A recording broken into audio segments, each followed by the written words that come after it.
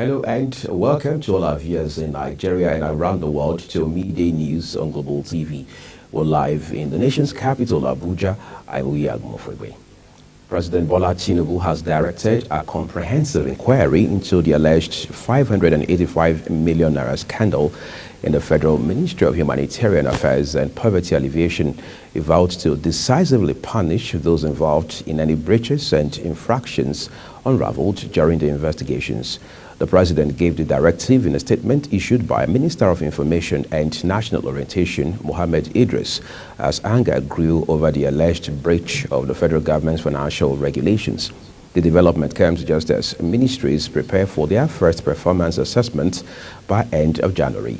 The minister had claimed that the 585 million naira payment was meant for vulnerable groups in Akwa Ibom, Cross River, Ogun, and Lagos states, describing the allegations against her as baseless.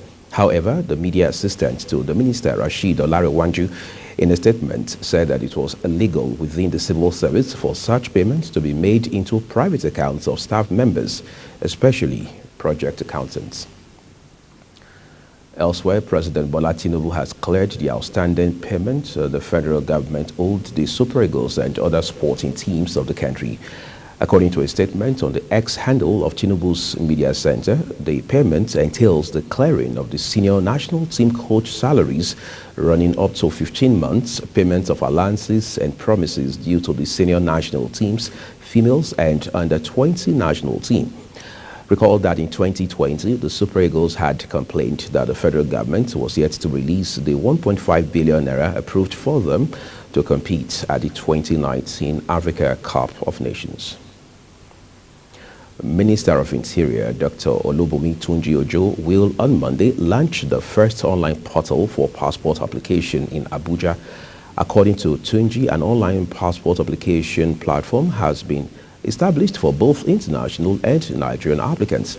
The minister said the automated application system was 99% done, adding that the process would include uploading passport photos and supporting documents, stating that Nigerian applicants who want 32-page passports with 5-year validity would pay 25,000 naira, while those who want 64-page passports with a 10-year validity would pay 70,000 naira.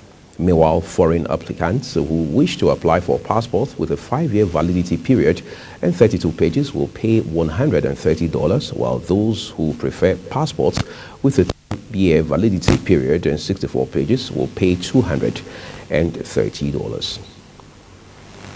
The Supreme Court is set to hear the governorship today. Justice John Okoro will be leading the 5-man panel of justices. State challenging the victory of Governor Hyacinth Alia of the All Progressives Congress APC. Governor Alia and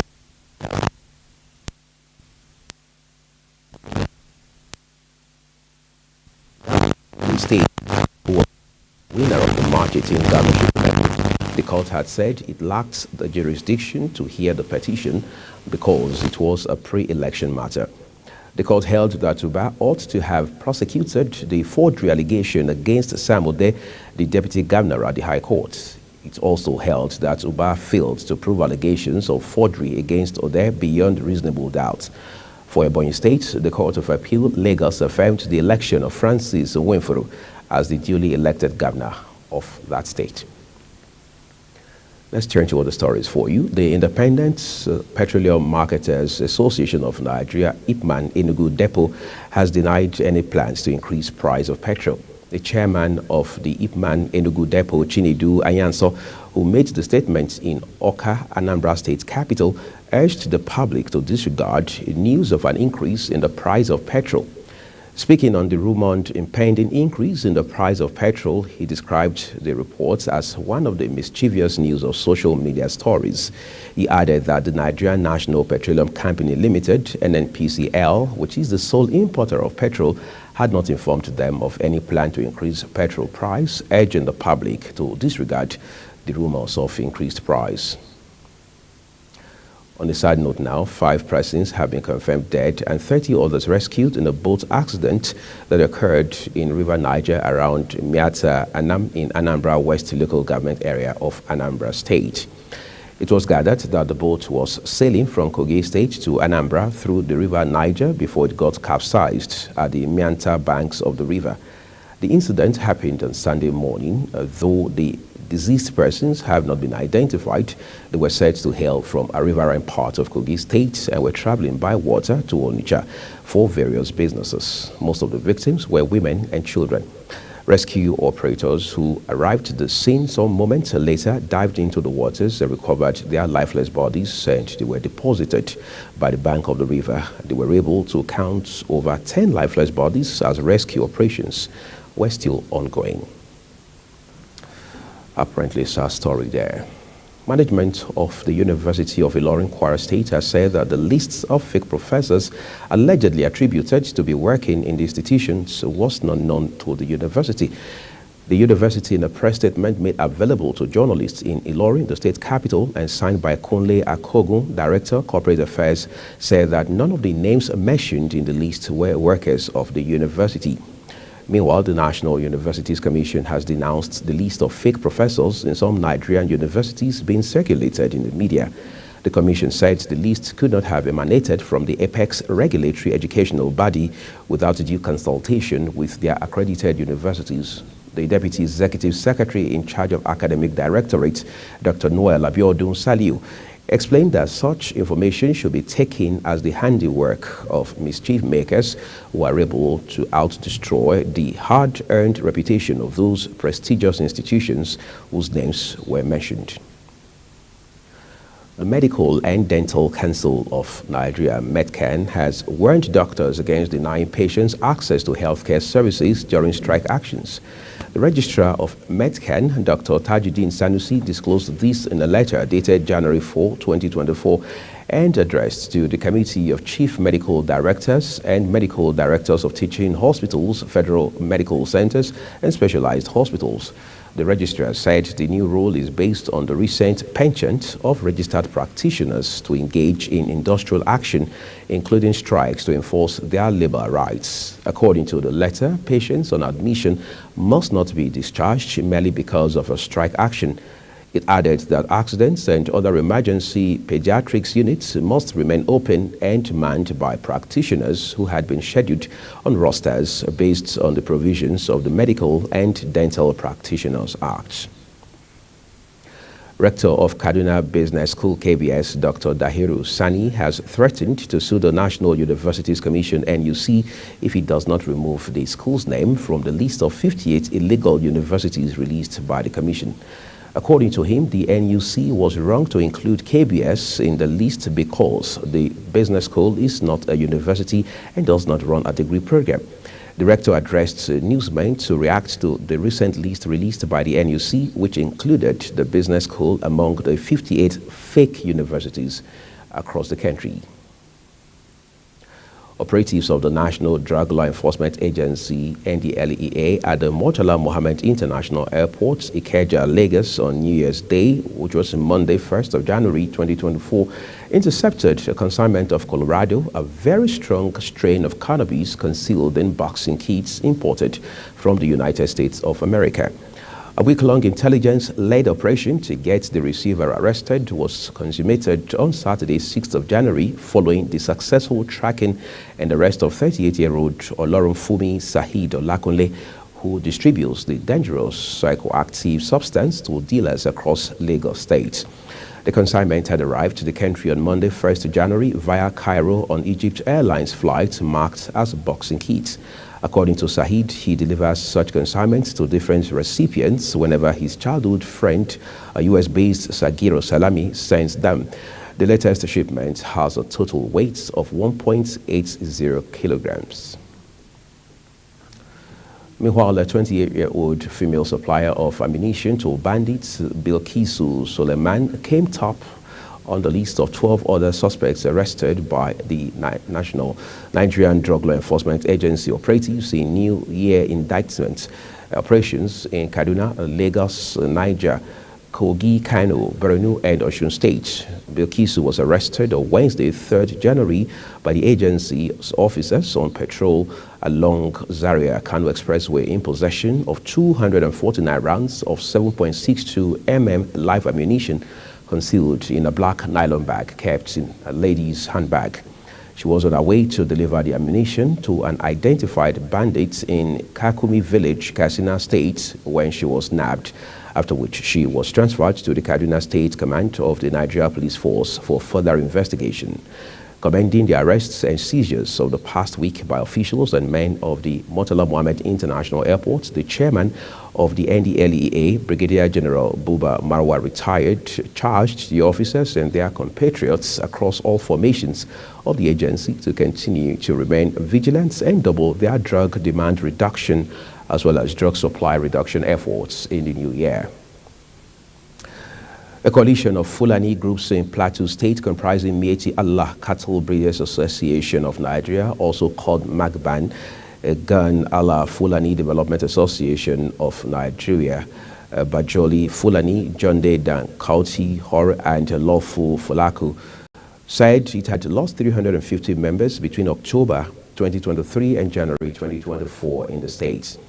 The coalition also claims that it lost 834 cattle within the said period in various communities in Barkin Ladi, Bokus, and Mangu local government areas of the state. This is the first time the leadership of the Fulani communities has come out to voice their apprehension over the recent attacks and killings in the villages of Bokus and Barkin Ladi local government areas, where over 190 persons were killed. The groups in a press conference led by the state chairman of Magban in Jos, Plateau State capital, Malam Nura Abdullahi, said members of the Fulani living in various communities were being molested, maltreated, intimidated, and in many cases killed. Bandits who kidnapped Mansour Al-Khadira and his 6 children have contacted the family demanding 60 million ransom. The victims were abducted on Tuesday night in Buari Area Council of the Federal Capital Territory, Abuja. His brother, Alhaji Abdul Fatai, who led policemen to foil their abduction, was shot dead by the bandits. Also, 2 among the 3 injured policemen hit by bullets during the fire exchange had reportedly died. It was also gathered that the bandits later freed the father to go look for the ransom to rescue and secure the release of his children. Following the new developments, the family of the victims from Okereke area of Ilorin, Kwara State on Sunday solicited funds towards their rescue. Quite a disturbing development there. You're watching Midday News live from Nigeria's capital, Abuja. We're on Star Times channel 276. Kindly follow us on all social media platforms using @Global TV NG and other handles as you now see on your screen. When Midday News returns, we'll bring you more stories right here. Do stay with us, everyone.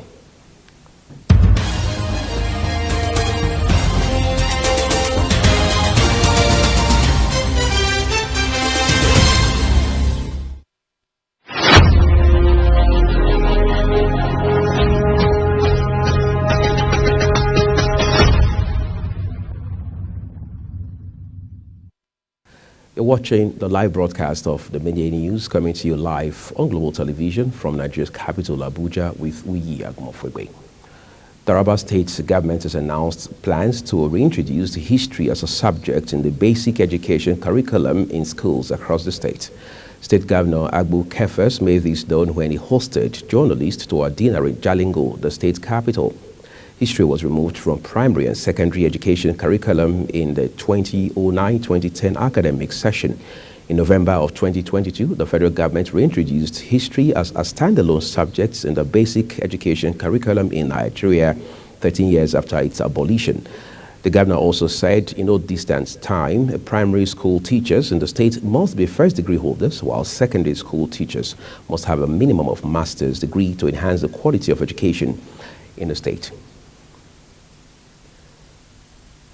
Senator Okechukwu Ezea says he has yet to receive bags of rice from the federal government for distribution as palliative to his constituents. Ezea, who represents Enugu North at the National Assembly, said this in a statement in Abuja on Monday. He said the distribution has been concluded at the local government level, while sharing of the items to the beneficiaries is currently ongoing across the world, stating that he is yet to receive any material palliative, whether money or food item, from the federal government for his constituents. Dangote Industries Limited has opened up on the last week visit by officials of the Economic and Financial Crimes Commission to its headquarters in Lagos, describing it as embarrassing while pledging it was ready to assist the commission in its investigations. The indigenous conglomerate, in a statement, disclosed that it received a letter from the commission on December 6, 2023, requesting details of all the foreign exchange allocated to it by the Central Bank of Nigeria, CBN, from 2014 to present. Stating its resolve to continue to play its key role in stimulating the domestic economy, Dangote Group declared that they will remain committed to providing the EFCC with all necessary information and cooperation as a law-abiding and ethical corporate citizen, adding that they have already delivered the first batch of documents and are actively working to compile and submit the remaining documents in good time to aid their investigation. Minister of Agriculture and Food Security, Senator Abubakar Kyari, has vowed to eradicate all forms of round-tripping and poor farmers' data in the sector, including other impediments negatively impacting food security and production. The Federal Ministry of Agriculture and Food Security is fully committed to addressing the issues of round-tripping and poor validation of farmers' data, he said. Kyari stated this in his address during the visit of the Governor of Jigawa State, Umar Namadi, at the headquarters of the ministry. Controller General of the Nigeria Customs Service, NCS Adewale Adeniyi, has said officers of the service will work tirelessly to achieve the 5.1 trillion naira revenue target set by the federal government for the service in 2024. Adeniyi stated this in Abuja at the decoration of the newly promoted officers of the service. He stated that the year 2024 is full of expectations, especially with the Nigeria Customs Service in terms of revenue and trade facilitation, adding that the service is ready to harness its manpower to meet those expectations. The Customs boss further stated that the service will be deploying technology to improve border security and trade facilitations at the ports. And that's it on the Midday News, and it came to you live from Nigeria's capital, Abuja. We're on Star Times, channel 276. Kindly follow us across all social media platforms using @Global TVNG and other handles now showing on your screen. I'm Uya Agumofwegbe saying a big thank you to you for watching. I'll see you again.